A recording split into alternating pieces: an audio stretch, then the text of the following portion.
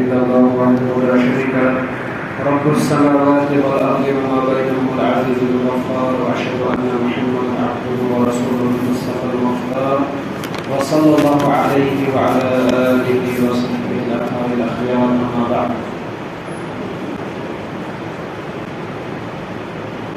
کتاب التوحید کا آج درس نمبر 51 ہے. پچھلے دو جو ابواب آئے، دو چیپٹر، ان میں اللہ تعالیٰ سے ڈرنے اور اللہ تعالیٰ سے محبت کرنے کے متعلق بیان کیا گیا. آج کا جو چیپٹر ہے، آج کا جو مضمون ہے، مؤلف رحمہ اللہ نے اللہ تعالیٰ کے کلام سورۃ الاعراف کی جو آیت ہے اس پر یہ چیپٹر باندھا ہے. اللہ تعالیٰ بیان فرماتے ہیں أَفَأَمِنُوا مَكْرَ اللَّهِ فَلَا يَأْمَنُ مَكْرَ اللَّهِ إِلَّا الْقَوْمُ الْخَاسِرُونَ. کیا لوگ اللہ تعالیٰ کی تدبیر، اللہ تعالیٰ کے مکر سے بے خوف ہو گئے؟ بس اللہ تعالیٰ کے مکر، اللہ تعالیٰ کی تدبیر سے وہی لوگ بے خوف ہوتے ہیں جو خسارہ پانے والے ہوتے ہیں. مؤلف رحمہ اللہ اس چیپٹر میں ہمیں یہ سمجھانا چاہتے ہیں کہ اللہ تعالیٰ کا خوف، اللہ تعالیٰ کی تدبیر، اس کا مکر انسان کے ذہن میں رہنا چاہیے. یعنی انسان اس حساب سے، اس اعتبار سے زندگی نہ گزارے کہ وہ نماز پڑھتا ہے اور اسے کوئی فکر نہیں ہے، یا انسان گناہ کر رہا ہے اور اس سے اللہ تعالیٰ کا عذاب بھول گیا ہے. بلکہ ایک مومن موحد کی یہ نشانی ہے، یہ صفت ہے کہ وہ اللہ تعالیٰ کا خوف بھی ہمیشہ اپنے اوپر، یعنی اپنے سامنے رکھتا ہے، عبادت بھی کرتا ہے، اس کو محبت بھی ہوتی ہے، اللہ تعالیٰ کا خوف بھی ہوتا ہے. کہیں میری عبادت ضائع نہ ہو جائے، کہیں اس عبادت میں ریا پیدا نہ ہو جائے، میں نے گناہ کیا ہے کہیں اس کا بدلہ نہ مل جائے. یہ مؤلف رحمہ اللہ سمجھانا چاہتے ہیں، کیونکہ اس باب میں دو چیزوں کا تذکرہ کیا گیا ہے. ایک تو یہ اللہ تعالیٰ کا خوف، یعنی اس سے انسان بے پرواہ نہ ہو جائے، اور دوسرا اللہ تعالیٰ کی رحمت، اس سے انسان نا امید نہ ہو جائے. یہ دو چیزیں مؤلف رحمہ اللہ نے اس میں سمجھایا، کیونکہ اللہ تعالیٰ نے صفت بیان کی نیک لوگوں کی کہ وہ یرجون رحمتہ ویخافون عذابہ. وہ تو عبادتیں کرتے ہیں، ایک تو ان کو اللہ تعالیٰ کی رحمت کی امید ہوتی ہے اور اس کے عذاب سے بھی ڈرتے ہیں. وہ دونوں چیزیں انسان میں ہونی چاہیے، اللہ تعالیٰ کا خوف بھی، مکر بھی ہے، اللہ تعالیٰ کی رحمت کی امید بھی. مؤلف رحمہ اللہ نے اس میں دوسری آیت لائی ہے. اللہ تعالیٰ بیان فرماتے ہیں وَمَنْ يَقْنَطُ مِنْ رَحْمَةِ رَبِّهِ إِلَّا الضَّالُّونَ. اللہ تعالیٰ کی رحمت سے وہی لوگ نا امید ہوتے ہیں جو گمراہ ہوتے ہیں. وہ اللہ کے رحمت سے نا امید ہونا گمراہی ہے. اور ابن عباس رضی اللہ عنہ بیان فرماتے ہیں اللہ کے نبی صلی اللہ علیہ وسلم سے سوال کیا گیا کبائر گناہ کے بارے میں. کبائر یعنی کبیرہ گناہ، ایسے گناہ، کبیرہ گناہ ان گناہوں کو کہتے ہیں جن کے متعلق اللہ تعالیٰ نے یا تو دنیا میں کوئی سزا عذاب مقرر کیا ہو، یا آخرت میں اس کے متعلق عذاب ہو، یا ایسا کام جس پر لعنت کی گئی. فرماتے ہیں کبائر کے بارے میں سوال کیا گیا آپ صلی اللہ علیہ وسلم سے، آپ نے فرمایا الشرک باللہ. سب سے پہلا کبیرہ گناہ یہ ہے کہ اللہ تعالیٰ کے ساتھ شرک کیا جائے، اور دوسرا وَالْيَأْسُ مِنْ رَوْحِ اللَّهِ، اللہ تعالیٰ کی رحمت سے نا امید ہونا، اور وَالْأَمْنُ مِنْ مَكْرِ اللَّهِ. یہ بھی کبائر میں ایسے کہ ایک انسان گناہ کر کے اللہ تعالیٰ کے عذاب سے بے خوف ہو جائے. یہ کبائر گناہ میں سے ہے. ایسا ہوتا ہے ہم گناہ کر رہے ہیں، ہم کہتے ہیں کوئی بات نہیں، اللہ تعالیٰ غفور رحیم، اللہ تعالیٰ معاف کرے گا، اور کرتے رہتے ہیں. یہ کبائر میں سے ہے. بلکہ اس کے بعد جو قول ہے اکبر الکبائر، بڑے گناہوں میں سے ایک انسان گناہ بھی کرتا رہے اور اللہ تعالیٰ کے عذاب سے بے پرواہ ہو جائے. یا پھر اس کو اگر کوئی مصیبت آتی ہے، اللہ تعالیٰ کی یعنی جو مصیبت دور کرتا ہے اس سے نا امید ہو جائے. ابراہیم علیہ السلام کے متعلق آتا ہے جب ان کے پاس فرشتے آئے تو انہوں نے بیٹے کی بشارت دی. ابراہیم نے کہا کیا مجھے بیٹا ہوگا؟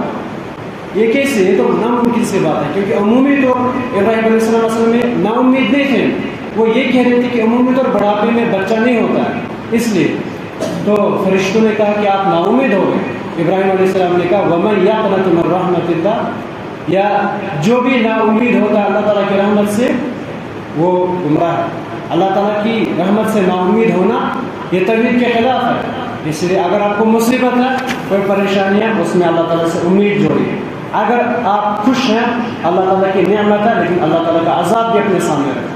اسی لیے علماء بیان فرماتے تھے اگر کسی آدمی کو خالی محبت ہی ہے، اللہ تعالیٰ کی محبت ہی رہتی ہے، پھر گناہ بھی کرتا ہے، کوئی فکر نہیں، وہ آدمی زندیق ہے۔ اور اگر ایک آدمی صرف اللہ تعالیٰ سے ڈرتا رہتا ہے، ڈرتا ہی ہے، محبت کا کوئی نام ہی نہیں، تو وہ آدمی غروری کہلاتا ہے۔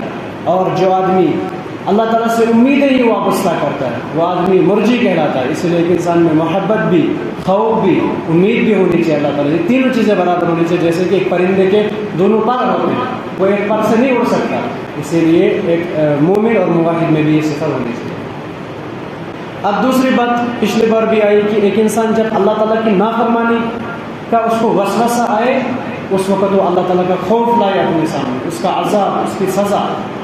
اور جب انسان نیکی کر رہا ہو، اس وقت اللہ تعالیٰ کی محبت غالب رکھے، یہ چیز ہونی چاہیے۔ اسی طرح سے اس باب سے ہمیں یہ بھی سمجھ میں آتی ہے کہ اللہ تعالیٰ سے نا امید وہی لوگ ہوتے ہیں جن کو علم نہیں ہوتا ہے۔ اسی طرح سے اللہ تعالیٰ کے عذاب سے وہی بے پرواہ ہوتے ہیں جن کو علم نہیں ہوتا ہے، جیسے کہ اللہ تعالیٰ نے بیان فرمایا انما یخشی اللہ من عبادہ العلماء۔ اور امام ابن تیمیہ رحمہ اللہ بیان فرماتے ہیں مکر، یعنی اللہ تعالیٰ نے یہاں پر بیان کیا کہ آپ لوگ اللہ کے مکر سے بے خوف ہو گئے، یعنی مکر معنی ہوتا ہے جال کرنا، جو اردو میں کہتے ہیں، اس کا عربی میں معنی تدبیر۔ تو کیا اللہ تعالیٰ کو مکر کی صفت دے سکتے ہیں کہ اللہ تعالیٰ جال کرتا ہے؟ مکر کا کیونکہ معنی دھوکہ بھی آتا ہے، جبکہ اللہ تعالیٰ کی صفت نہیں ہے کہ ہم اللہ تعالیٰ کو ماکر کہیں، کیونکہ مکر کا معنی ہوتا ہے ایصال الشر الی الغیر بطریق خفی، چھپ چھپ کے کسی کو نقصان پہنچانا، اسے کہتے ہیں مکر۔ کیا اللہ تعالیٰ ایسا کرتے ہیں؟ بلکہ اس کا جواب یہ ہے کہ مطلق طور پر اللہ تعالیٰ مکر نہیں کرتے، اللہ تعالیٰ مکر نہیں کرتے مخلوق کے ساتھ۔ اللہ تعالیٰ نے جب مکر کیا وہ ممدوح ہے، تعریف شدہ مکر ہے، وہ اللہ تعالیٰ نے اگر مکر کیا وہ مقابلے میں کیا۔ اللہ تعالیٰ نے قرآن میں بہت مرتبہ کہا کہ اللہ تعالیٰ نے بھی مکر کیا، مگر کب؟ جب کفار نے مکر کیا۔ اللہ تعالیٰ نے کہا وَيَمْكُرُونَ وَيَمْكُرُ اللَّهُ، وہ مکر کرتے ہیں تو اللہ تعالیٰ بھی ان کے مقابلے میں پھر چالیں چلتے ہیں، مگر اللہ تعالیٰ کی صفت نہیں ہے کہ اللہ تعالیٰ مکر کرتے۔ وہ اگر میں چھپ چھپ کے کسی ایسے آدمی کو نقصان دوں گا جو اس کا مستحق نہیں ہے تو یہ جائز نہیں ہے، اور اللہ تعالیٰ کی شایع نشان نہیں ہے کہ وہ اس آدمی کو تکلیف دے جو اس کے مستحق نہ ہو، بلکہ اللہ تعالیٰ اسی کو تکلیف دیتا ہے جو اس کا مستحق ہوتا ہے۔ تو یہ مکر ممدوح ہے، یعنی تعریف شدہ، اس میں کوئی مسئلہ نہیں ہے، لیکن مطلقاً اللہ تعالیٰ کی یہ صفت نہیں ہے کہ وہ کسی کے ساتھ چال چلے۔ اسی طرح سے اس باب سے یہ چیز ہمیں سمجھ میں آئی کہ علماء کرام بیان فرماتے تھے کہ جب انسان بیماری کی حالت میں ہو اس وقت وہ اللہ تعالیٰ سے امید جوڑے کہ اللہ تعالیٰ میری بیماری دور کرے گا، میری مصیبت دور کرے گا، اس وقت امید زیادہ رکھے۔ اور جب صحت کی حالت میں ہو اس وقت وہ اللہ تعالیٰ کا خوف بھی سامنے رکھے کہ مجھے اللہ تعالیٰ نے نعمت دی ہے۔ اسی لیے علماء کہتے ہیں اگر آپ خوش ہیں، عبادت بھی نہیں کرتے ہیں، اللہ تعالیٰ نے آپ کو مال دیا ہے، اڑاتے ہیں، آپ مزے مارتے ہیں، سمجھ لیجئے اللہ تعالیٰ آپ کے ساتھ تدبیر کر رہے ہیں، کیونکہ اس کے ذریعے سے آپ کو اللہ تعالیٰ آزما رہے ہیں۔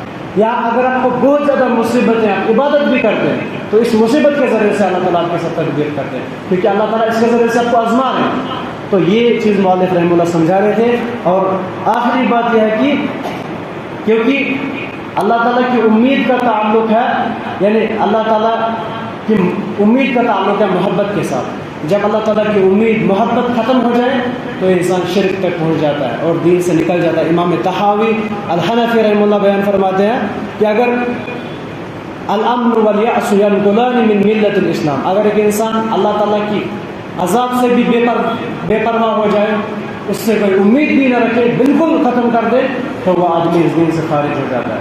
اسی لیے کیونکہ اس کا تعلق محبت اور خوف کے ساتھ ہے، انسان کا جتنا اللہ تعالیٰ کی امید ہوگی، اس کا خوف ہوگا، اتنی اس کی توحید، اس کا ایمان پختہ ہوگا۔